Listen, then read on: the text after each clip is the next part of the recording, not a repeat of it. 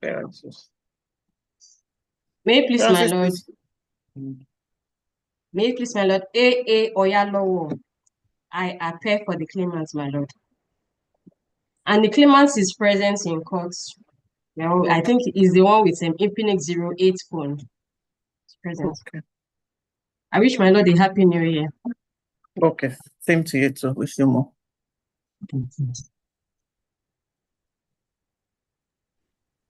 With respect, my Defense lord. counsel. Yeah.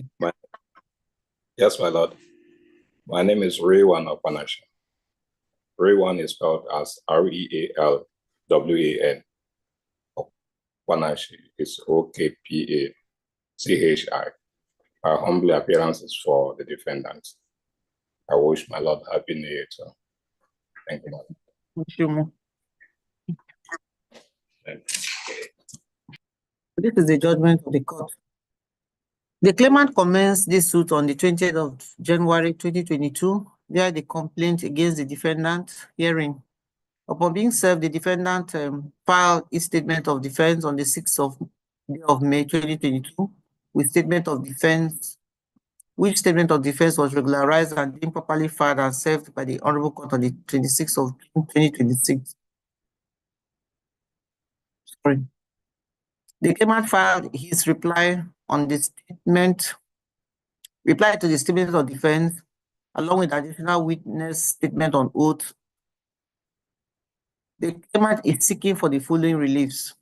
The claimant is seeking for a declaration that the defendant's dismissal of the claimant was unfair, having been made without consideration of the entirety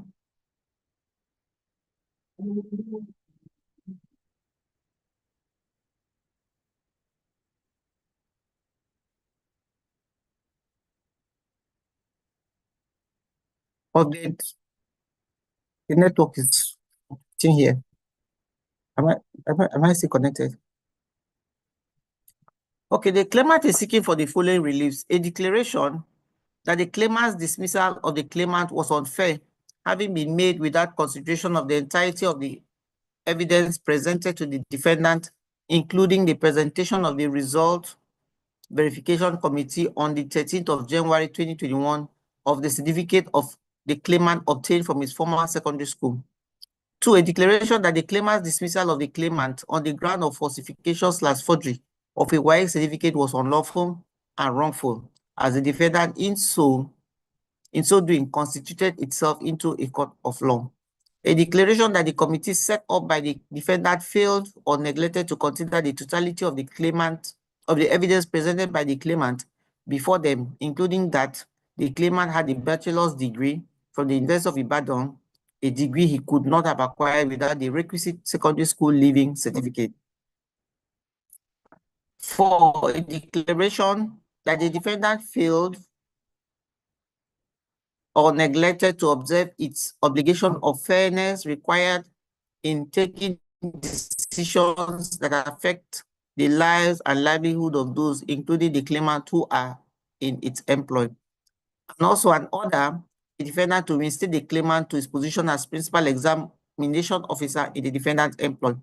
An order directing the defendant to pay to the claimant salaries, allowances, and other emolument he would have been entitled to had he not been dismissed from service from the 1st of December 2021 until he is reinstated to his position as principal examination officer with the defendant. General damages and interest thereon in favor of the claimant for his unlawful, wrongful, and unfair dismissal by the claimant. Damages in the sum of 20 million naira for failure for injury to the claimant's feelings, reputation, and for financial loss arising from his unfair dismissal by the claimant. 2 million naira being the legal cost of bringing this action. The claimant's case. Olarewaju's case is that he was employed by NECO on the 5th of April 2013. Am I there? Until his dismissal in November 2021, he was a principal examination officer on Congress. That on 8th of January 2021, he was issued a query to explain discrepancy to confirm the authenticity of his WAEC certificate, which he had submitted at the time of his employment. He explained to the Result Verification Committee that immediately after his NYSC in preparation to enter the labor market, he had gone to WAEC office Yaba to collect his WAEC certificate. A man who identified himself as a WAEC staff collected his exam number and gave the certificate to him for a fee. He had no idea there was anything wrong with the certificate as the grades contained were identical with grades in his SSCE result. On receipt of the query, he traveled to his secondary school in Buhari FCT on the 12th of January 2021 and was issued with the WAEC certificate. Also, that on the 13th of January 2021, he appeared before the RVC and that the government secondary school obtained WAEC certificate and explained how he came about the earlier WAEC certificate from the Yaba office of WAEC, which he submitted at point of employment. He informed the RVC that he attended GSS Buhari and wrote the SSCE in 1988. Because of his deficiency in chemistry, he again sat for WAEC in May-June 1990 and obtained his credit level in chemistry, and thereafter proceeded to the University of Ibadan and got a bachelor's degree. That he even swore to an affidavit in order to collect the Yaba certificate in 2000. That the sole difference between the two certificates is the grade for chemistry, P7 and P8. That the disciplinary committee failed to consider the evidence which showed that he indeed sat and passed SSCE and the Yaba obtained WAEC certificate conferred no benefit to him and he had no need to falsify his certificate. That he forwarded a pre-action notice through DHL to NECO and it was delivered, but the officials refused to acknowledge receipt of the said letter from DHL. The claimant testified as CW1 and tendered 17 numbered documents which were admitted in evidence and marked as Exhibit C1 to Exhibit C17. The defendant, however, raised objections to Exhibit C15, C16, and C17. The defendant's case. The case of the defendant is that he carried out a comprehensive results certificate verification exercise and discovered some staff presented fake certificates at point of employment. A RVC was set up to study the report and the claimant appeared before the RVC committee and presented another WAEC certificate different from the one he presented for employment. That it is not aware if the claimant traveled to his secondary school to obtain a WAEC certificate on the 12th of January 2021. The purported WAEC certificate collected from GSS Buhari is in respect of exam written in December 1988, which is an external examination conducted by WAEC. That WAEC certificate for external examination can only be collected from WAEC office in the state where the candidate sat for the exams because it is not a school-based examination. It is WAEC's defense that the claimant was in the know and had reasons to know that the certificate submitted at point of employment was fake and not authentic. That the claimant knew and had every reason to know WAEC certificate could only be collected from the school where he sat for the exam and not WAEC office in Yaba, Lagos.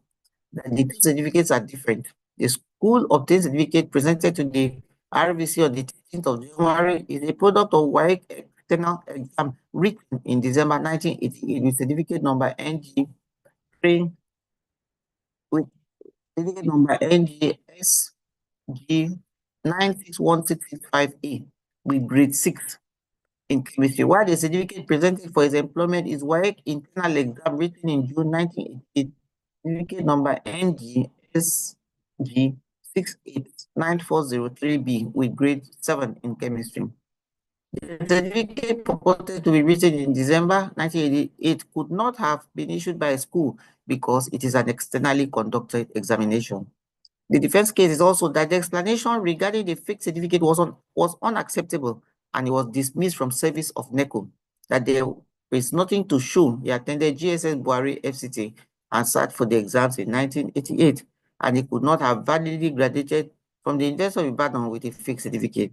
That even the affidavit is unusual and unnecessary, that NECO acted on the report of the committee and the extra rules and dismissed the claimant, that there was no pre-action notice served on NECO through DHL when he could have utilized options like email, which was a normal channel of communication between the parties.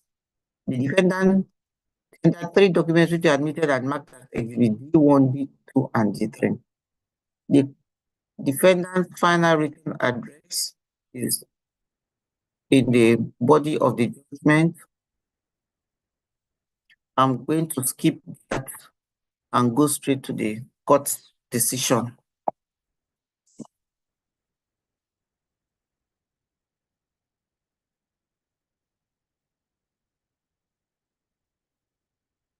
I've carefully considered the processes filed, the evidence-led, written submissions, and authorities.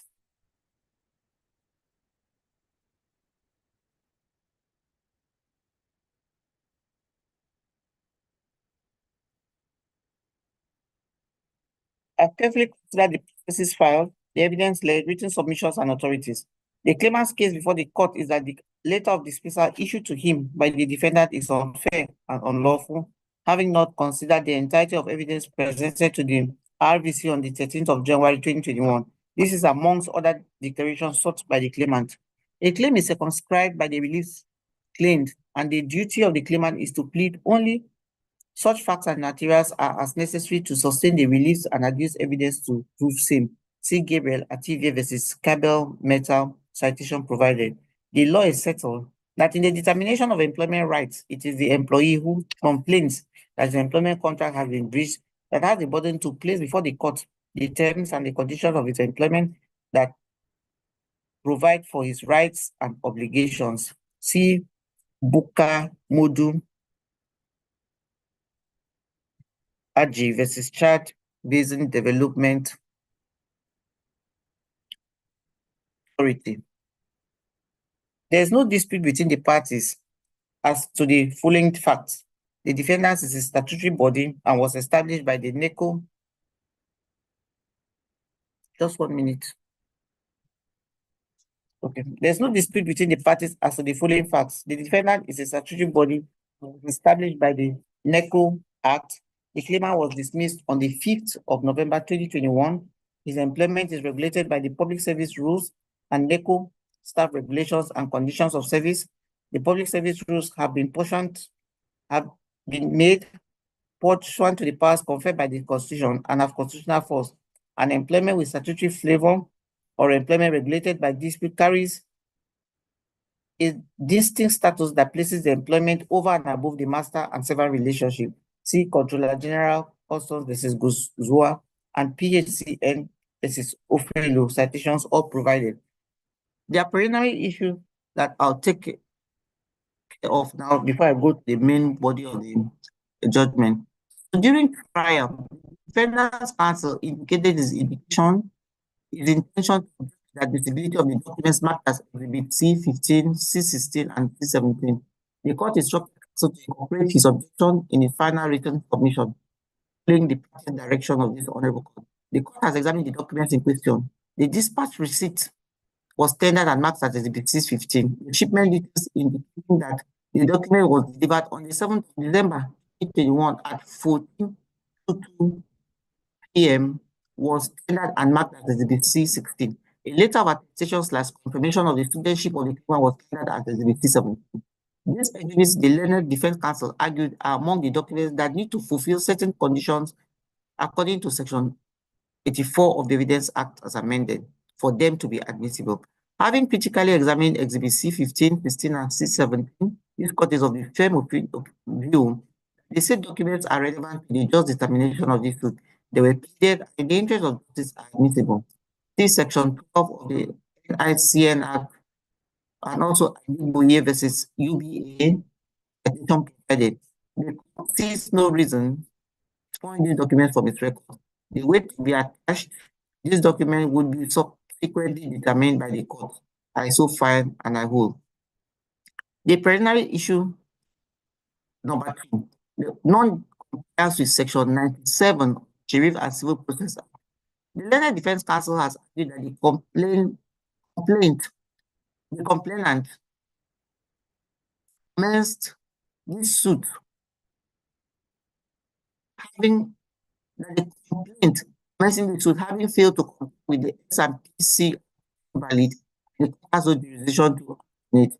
In Fone Amut cases, CN Paul U. Uba PhD, in the book, The National Industrial Court of Nigeria Law, Practice and Procedure, 2nd edition, states that the NICN, being a federal court under the 1999 Constitution, exercises decision throughout the Federation. Same with Section 21, Sub 1 of NICA 206.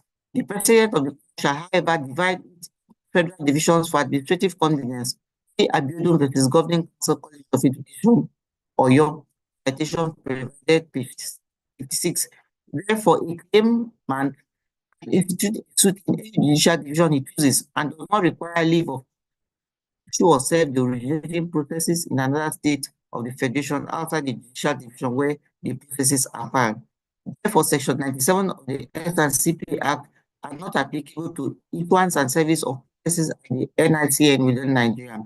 I find reason to agree with the above position and hereby adopt this position. This is the ruling of the Senate Defense Council objections are overruled and discountenance.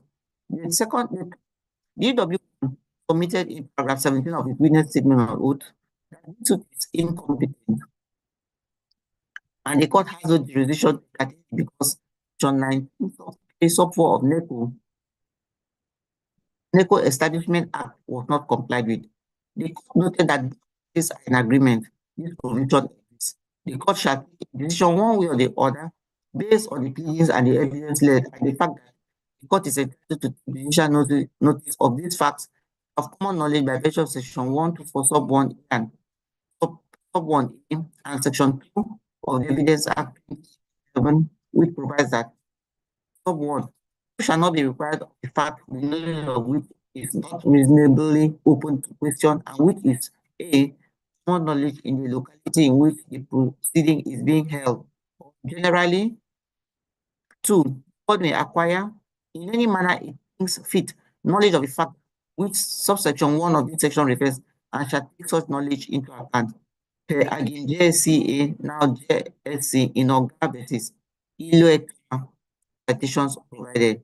The Learned Defense Counsel in its final address, paragraph 4.11, has referred to section 19, sub 3 and 4 of the NECO Act, which provides for a month period of notice before a suit can commence against the defendant.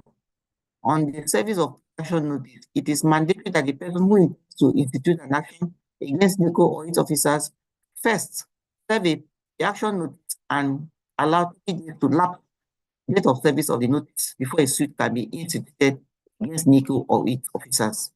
Non-service of pre-action notice, where it is statutorily required, is a matter which affects the jurisdiction of the entertained in suit. See Burial and others versus IMSU and other citation provided. The rationale for the necessity of the pre-action notice is to bring the grievance or grounds of the claimant more effectively to the defendant, so as to enable the defendant to appreciate the claimant's position and make up his mind on whether to settle and compromise the claimant's claim, or in the alternative, call the claimant's bluff and ask him to pursue his claim in court. Another purpose is to prevent the adverse party from being taken by surprise so that it can at least have adequate time to prepare a deal with the claim against it. Damachi versus NRC, Hamadi versus NNPC, Ebere and others versus IMO citations all provided. In Ibrahim versus Garki, citation provided, it was held that by virtue of sections 131 sub 2, 132 to 133 and 136 of the Evidence Act, the burden of proving the existence of any fact is on the party who accepts it. The party who alleges the existence of a fact and who will fail if no evidence were adduced on either side bears the burden of what he has said to succeed in his claim. This he must do by credible, cogent, and convincing evidence. Where he fails to prove the facts relevant to the belief's claim, his claim is bound to fail. In the instant case, the defendant has asserted that pre-action notice was not served. The counsel, on the other hand, has argued that action notice was dispatched through DHL courier, but the defendant refused to acknowledge service. Human counsel in two of this assertion tendered Exhibit C15 and C16, which is a dispatch receipt and the shipment details are waybill. It is addressed to the defender, and the defender is a claimant solicitor. The date of dispatch is 6th December 2021. The tracking details indicates that the document was delivered on the 7th of December 2021 at 14:22 p.m. There is proof of delivery of DHL letterhead, confirming proof of delivery of the shipment. In view of the sworn deposition of the claimant and by tendering Exhibit C15 and C16, this court is convinced that pre-action notice was delivered by DHL courier. The tracking device The tracking shipment details has a detailed timing system indicating when the document left Lagos on the 6th of December 2021 and was delivered on the 7th of December 2021. Furthermore, this suit was commenced on the 20th day of January 2022, which is more than one calendar month from date of delivery. The claimant met the requirement of the law by serving a pre-action notice on the defendant before he filed this action. The suit is competent and the jurisdiction of the court to entertain it has been properly booked. This is the finding of the court, and I so hold. During trial, certain facts of this case were agreed by parties that the 1988 May-June certificate was what the claimant submitted to NECO for his employment, that it was verified by the RV committee and WAEC confirmed it was fake, that the claimant presented to the RV committee another WAEC certificate dated December 1988, and the committee believed the claimant was in the know and had reasons to know that the May-June 1988 certificate was fake all along, because by public knowledge, it is known that WAEC conducts 2 examinations annually. That is May-June exam, which is a school-based examination, while the November-December examination is an external examination. The first relief is a declaration that the claimant's dismissal of the claimant was unfair, having been made without consideration of the entirety of the evidence presented to the defendant, including the presentation to the Results Verification Committee on the 13th of January 2021 of the certificate the claimant obtained from his former secondary school. It is tried law that he who has said must prove. It is also tried law that the party who desires judgment to be given in his favor on the basis of the existence of certain facts must prove that those facts exist. See Agim JSC now, JCA now JSC no Okonkwo versus Sukolo, citation provided. The position of the law on declaratory reliefs was stated in INEC versus Atuma that the burden of proof on the plaintiff petitioner in establishing declaratory reliefs to the satisfaction of the court is quite heavy, in the sense that such declaratory reliefs are not granted even on admission by defendant, where the plaintiff fails to establish his entitlement to the declarations by his own evidence. A court does not grant declarations of right either in default or on admission without taking evidence and being satisfied that the evidence led is credible. The claimant, in his attempt to prove his claims, tendered Exhibit C5, which is the query dated 8th of January 2021, Exhibit C6, response to the query dated 11th January 2021, Exhibit C7, the invitation letter to appear before the RVC dated 11th January 2021, Exhibit C8, the dismissal letter dated 5th of November 2021, Exhibit C9, WAEC certificate submitted at point of employment, Exhibit C10, WAEC certificate obtained from GSS Buhari, Exhibit C13, the degree certificate, Exhibit C14, the 1990 WAEC certificate of statement of result, Exhibit C17, letter of attestation of studentship, 1988 November-December statement of results. For dismissal to be fair, there is an established procedure, and this court cannot help but agree with the testimony of DW1 when he was asked the procedure the defendant must follow for dismissal. DW1 answer was for, and I quote, for an allegation of serious misconduct, a query will be sent. The misconduct is investigated. The staff will be invited to appear before senior staff committee to respond to allegations against him. There will be recommendation to management, and management will forward same to governing council. End of quotation. The court noted that a query was indeed issued, that is Exhibit C5, and there was a response by the claimant, Exhibit C6. The claimant was again invited to appear before a committee, Exhibit C7. Fair hearing is fundamental to every trial, and it must arise incidentally in the course of proceeding or directly. The court has noted that in a plethora of cases, fair hearing would constitute giving the accused person or the accused officer the opportunity to be heard. Having followed the procedure and by the exhibits C5 to C8, this court is convinced and thus finds that the defendant followed the administrative procedure taken in ministries, departments, and agencies in situations like this. See Rules 100302 and 100307 of the Public Service Rules 2021. The second arm of the declaration is whether the dismissal was unfair, having been made without consideration of the entirety of the evidence presented, including the WAEC certificate obtained from the secondary school, the claimant in his witness statement on oath, paragraph 10 to 13, deposed that after receipt of the query and submission of his response, he traveled to the secondary school in Buari, FCT, to obtain another WAEC certificate.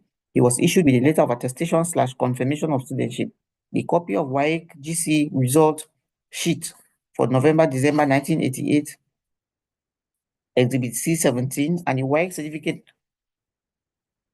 number NGSG 961665 for December 1988, marked as Exhibit C10.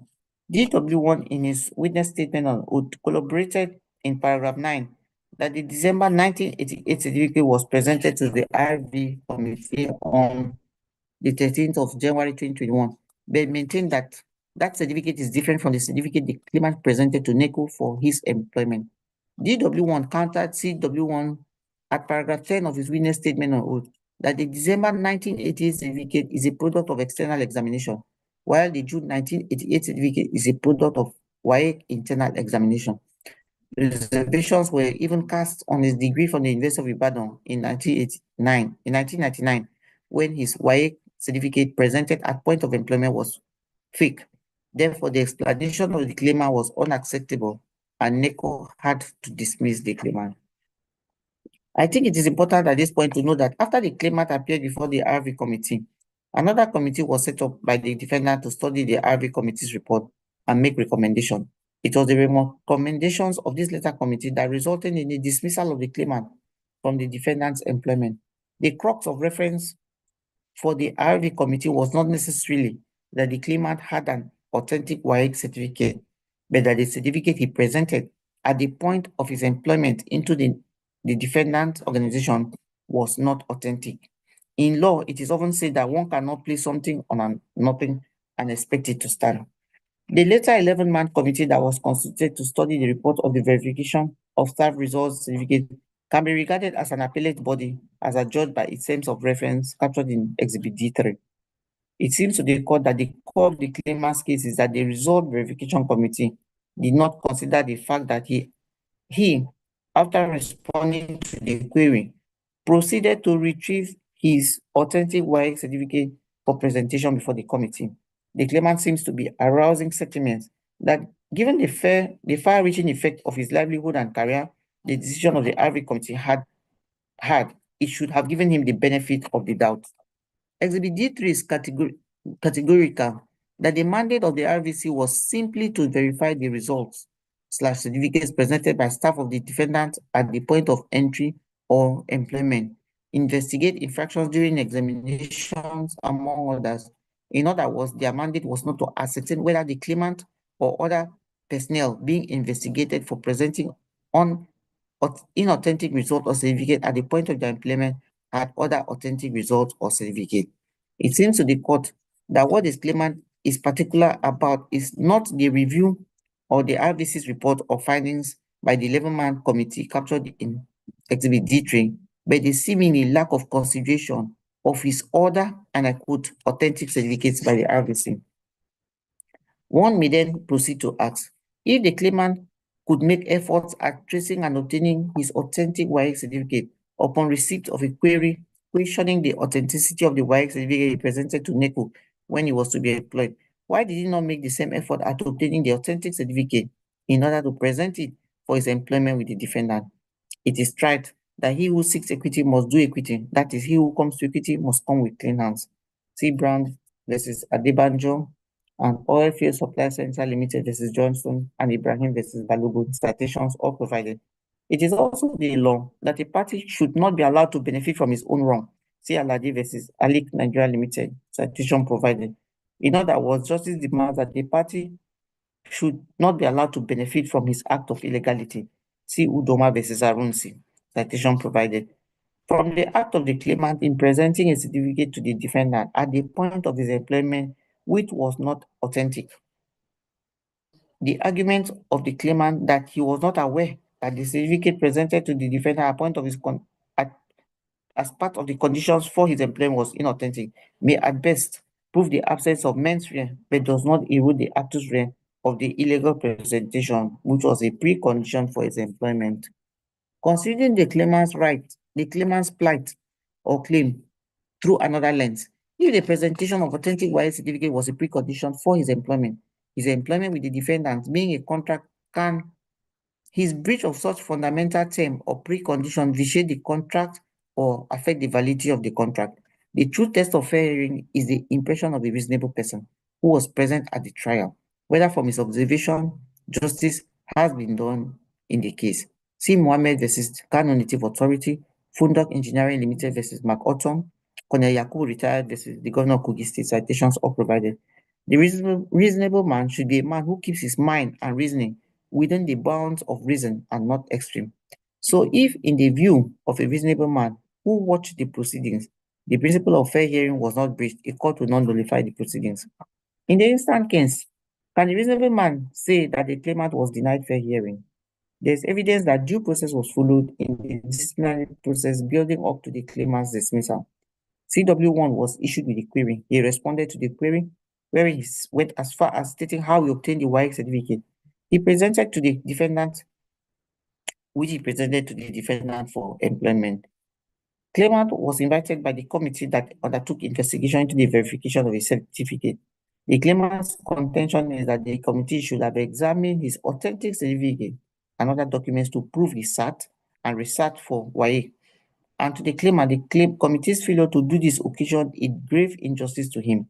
But the challenge with this stance is it is an attack on the discretion of the committee to make their findings and recommendations to the governing council of the defendant. The Defendant Staff Regulation and Public Service Rules 2021 regarding falsification records as a serious misconduct, and that was what both the RVC and the 11-man committee found the claimant culpable of, that resulted in their recommending his dismissal. It makes common sense that someone working in an examination council office like the claimant will be forthright in relation to the authenticity of his examination certificates in a bid to determine if the findings of both committees were unfair, given the evidence adduced by the claimant before them.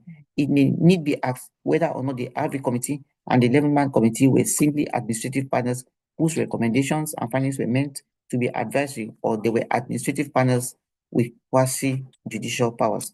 See Okoye versus Lagos State Government, Military Governor of Oyo State versus Adekunle. Citations are provided.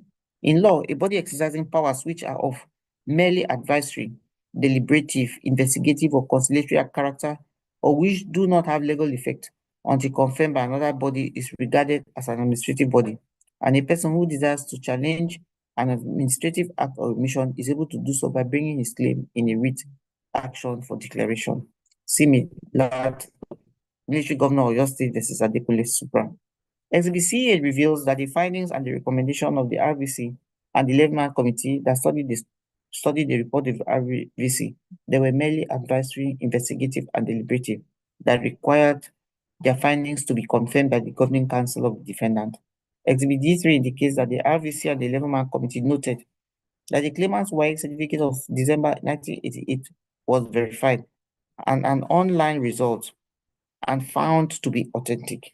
It was therefore for the RVC and the 11-man committee to have recommended a less severe disciplinary pension for the claimant. But paragraph 3 of Exhibit C1 states that, and I quote, the council reserves the right to terminate your appointment if after your appointment it is discovered that you presented false information, end of quotation. So in other words, the RV committee had every justification to make its recommendation based on whether Exhibit C9 was authentic or not.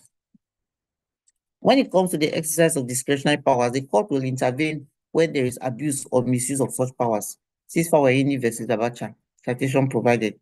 The claimant's position that he had nothing to gain in presenting a fake certificate simply downplays the fact that when he presented it for employment, although he alleges he was then not aware that it was inauthentic, it conferred on him an advantage of securing the employment with the defendant.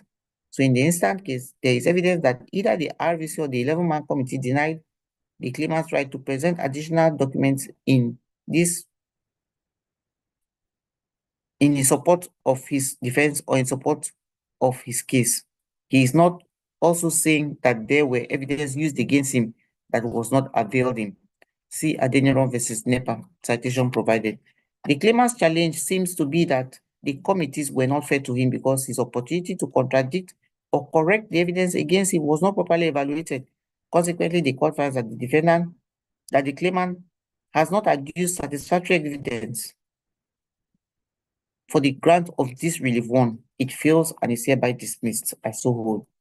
For the claimant's relief two, which is for declaration that the defendant's dismissal of the claimant on the grounds of falsification/forgery of a WAEC certificate was unlawful and wrongful, as the defendant in so doing constituted itself into a court of law.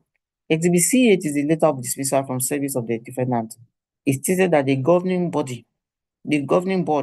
of the defendant at its meeting of 4th November 2021 found the claimant's conduct to have constituted a serious misconduct that contravenes Public Service Rule 030402 sub A and Section 6.03 sub 2 of the defendant's staff regulations and conditions of service. The position of the law is settled that generally an employer need not provide reason for the termination of an employee's employment, but where it does, the onus is on the employer to prove that the said reason was plausible.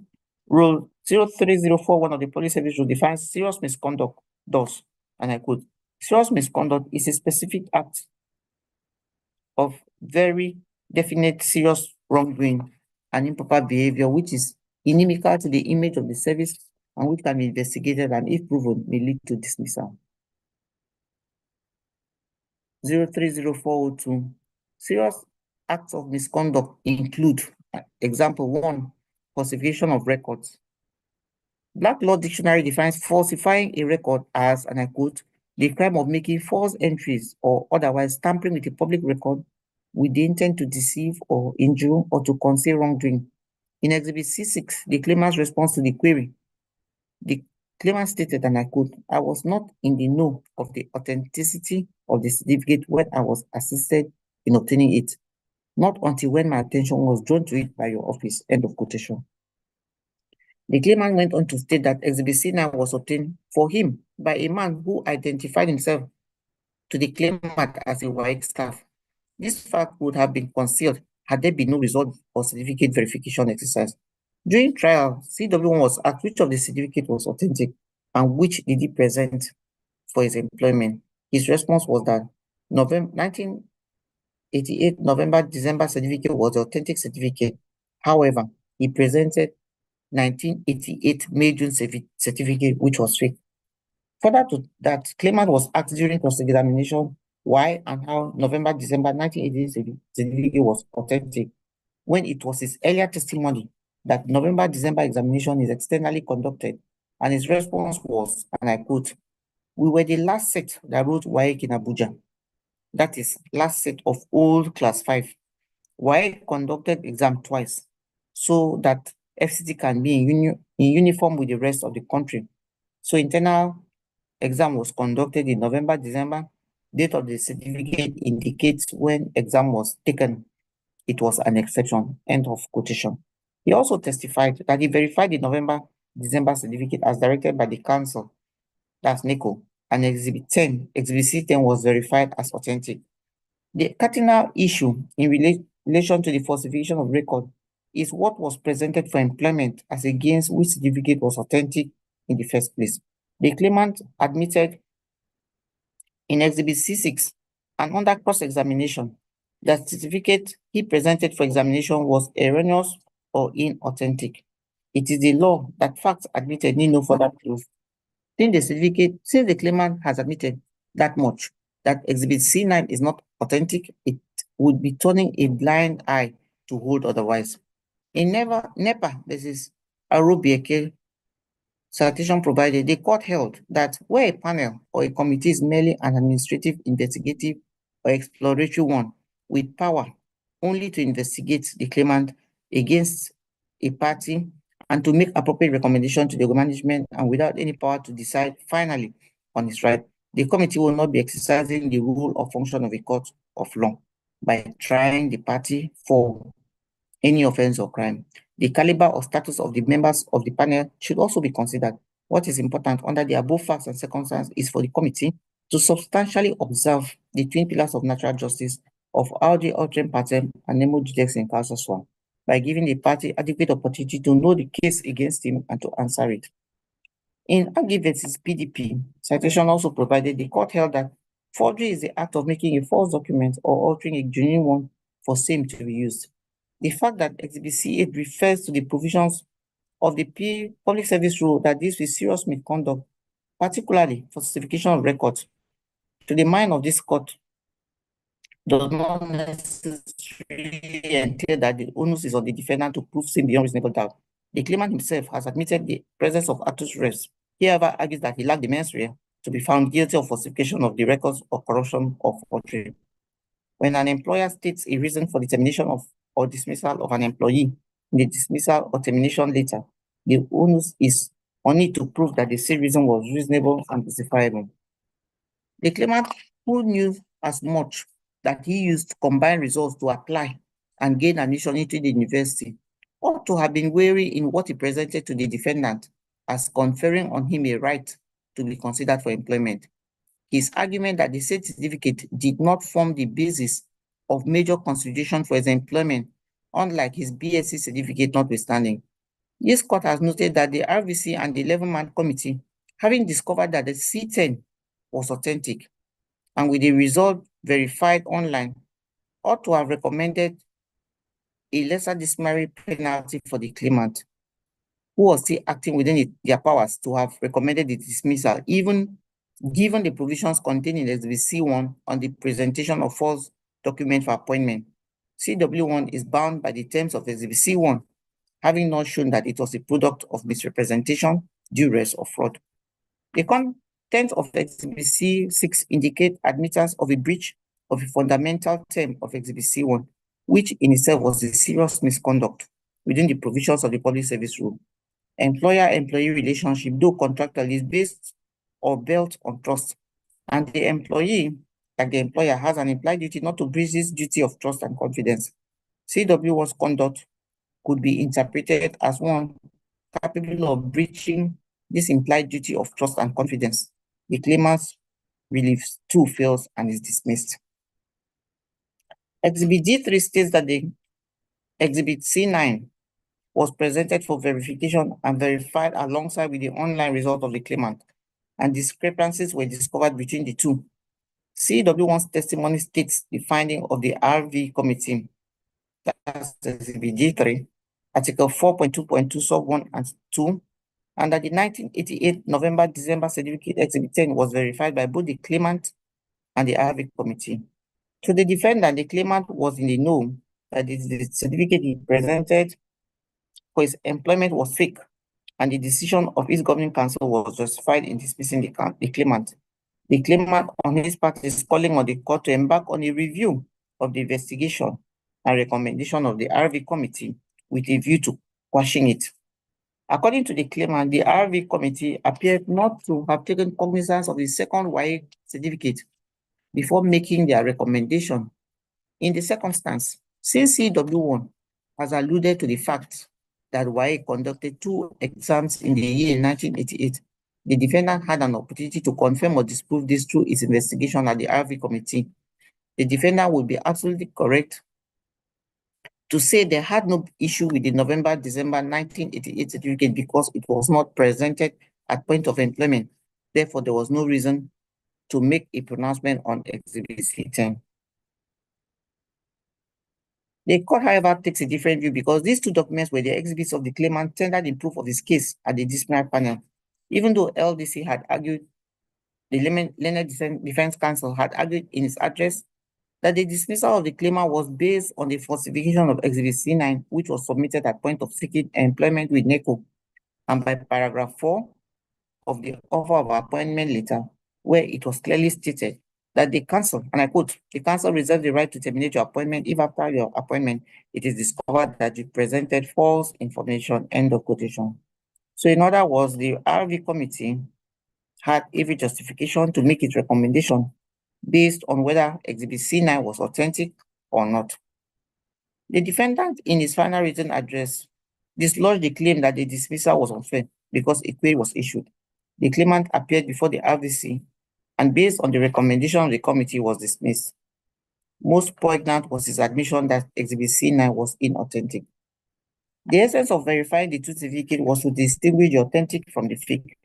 Since the fake had been established, was it not reasonable for the RV committee to put pay to all the questions as it relates to the claimant's explanation by way of his response to the query in the exhibit and all the documents submitted to the panel at the sitting on the 13th of January on the table? By the given mode of operation, why did the defendant RVC committee not establish why an internal examination was written in November, December outside of the examination cycle? Why did the RVC committee not verify the statement of result that was tendered to show that the exam took place in November, December 1988? The verification would have also given the RV committee a comprehensive view of what actually transpired in 1988. The court also noted that while it confirmed the examination number was the same, but the grades for chemistry were different. P7 in Exhibit C9, while certificate, and P8 in Exhibit C10, the secondary school obtained WAEC certificate. To receive the WAEC certificate in 1990, Exhibit C14. So the statement of result was presented along with the attestation of studentship in Exhibit C17. This piece of evidence tendered by the claimant is to support his admission that he could not have falsified the chemistry grade to a lower grade P7 when what was obtained in the school obtained certificate was a P8. After all, what he needed to proceed to the university was a credit in chemistry, not a pass degree, which he subsequently obtained in 1990.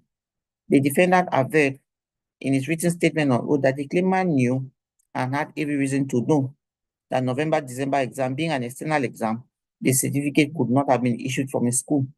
This argument that he knew November-December examination was an external exam was not confirmed by the RV committee, which had the power to report it with cogent evidence from WAEC. This lacuna could have been filled by a thorough investigation by the committee. The RV committee was a verification committee, and Black Law Dictionary defines verification as confirmation of proof, authentication or validation. The process of confirming or proving the authenticity, accuracy or existence of facts or documents. This is in addition to the mode of operation spelled out in the report in Exhibit D3. The RVC was not the final decision-making body, but its recommendations were key to determining the final outcome of the exercise. So in the circumstance, can the RV committee be said to have considered the entirety of the evidence presented to it, and the dismissal be said to be unfair? The committee's failure to consider the following shows that the committee's failure to consider the following shows that shows the unreasonable of the claimant's dismissal.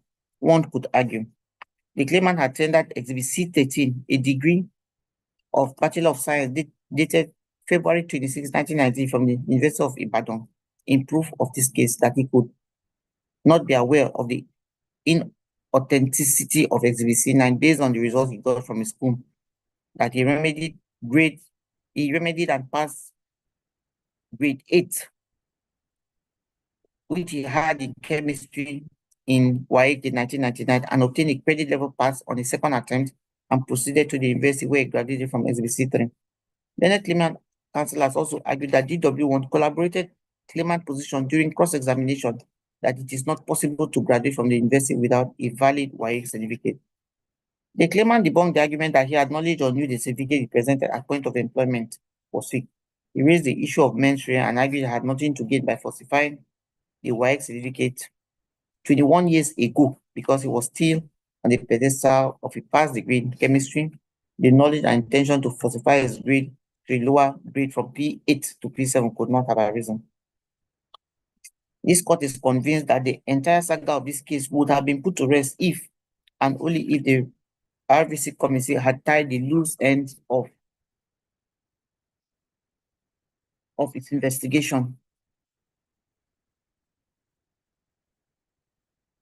However, Exhibit C1, paragraph 4 states, and I quote, "The council reserves the right to terminate your appointment if after your appointment it is discovered that you presented false information. Given this position, reliefs 3 and 4 fails. In Ezeagu and others versus Mono, citations provided, it stated that fairness is the touchstone of justice. It is truism that nothing rattles the soul and body of any human being more than a resonating feeling of a denial of justice, premised on failure to accord him the opportunity of being heard before taking a decision on him. Hence, it is elementary knowledge that the creator of the universe according the world's first parents or creatures, Adam and Eve, the opportunity of being heard before they were punished. It is therefore not surprising that the twin pillars of fair hearing, Nemo, Judex, and Casa Sua, and all the altering pattern, apart from being natural laws, they do guarantee natural justice, became codified in most national constitutions, which is the organic law and ground norm of their countries. It is with that spirit that the framers of the 1999 Constitution of the Federal Republic of Nigeria enshrined the fundamental rights provision in it for our purpose, and for this case, Section 36 sub 1 therefore provides in the determination of the civil rights and obligations, including any provisions of determination by or against any government or authority, a person shall be entitled to fair hearing within a reasonable time by court or other tribunal established by law and constituted in such a manner as to secure its independence and impartiality. The proof required to show that the defendant neglected to observe fairness may be oral or documentary or even both. He must plead and he must prove his case. It is not the duty of the employer as defendant to prove otherwise. See Amodu versus Amode, citation provided. Thus, the claimant in the instant case is under an obligation to exhibit his contract of service comprising the terms and conditions of his employment. Once that is done, the claimant is expected to thereafter draw the attention of the court to how the obligation of fairness required was neglected. Also, in this engaging an officer whose employment is with statutory flavor, the procedure laid down in the statute or regulation must be strictly followed, as any breach would render the exercise of termination or dismissal null and void. See Oloruntoba Ojo versus Abdul Rahim, citation provided. The claimant is seeking for an order of restatement to his position as principal examination officer in the defendant's employ. Claimant in paragraph 6 of his witness statement on oath stated that he was promoted to post of a principal exam officer on the 19th of October 2020. The defendant never controverted this fact in its defense or trial. The declarations made that the claimant dismissal was unfair, having not considered the entirety of the evidence presented at the RVC committee, including the bachelor's degree for the university and constituting a 70 court of law. This court is convinced that the relief sought for reinstatement cannot stand in the face of the fact that the court has no justifiable reasons to offset the decision of his dismissal. In the circumstance, the order for reinstatement fails. It is tried that general damage awarded per se upon breach and is compensatory in nature in monetary form as assessed by the court in exercise of its equitable jurisdiction to compensate the injured party by the act of the breach of contract or injury inflicted. The court has also clarified how general damages are determined. Thus, and I quote, one of the characteristics of general damages is that it is fixed by the opinion of the court, such as the law would presume to be the direct, natural, or probable consequence of the act complained of. See Odun Dumosum versus ACB, Samoris versus Maja, and Union Bank of Nigeria versus Alaji Ajabule, citations all provided. Accordingly, Release 7 and 8 fails in view of the fact that the reliefs of the claimant had earlier reliefs of the claimant had also failed. I make no order as to cause parties are to bear their respective costs. Judgment is entered accordingly. Signed, Joyce Damachi. Honorable Justice Joyce Damachi. So this is the judgment of the court in this case. We're grateful, my lord. Thank you, my lord.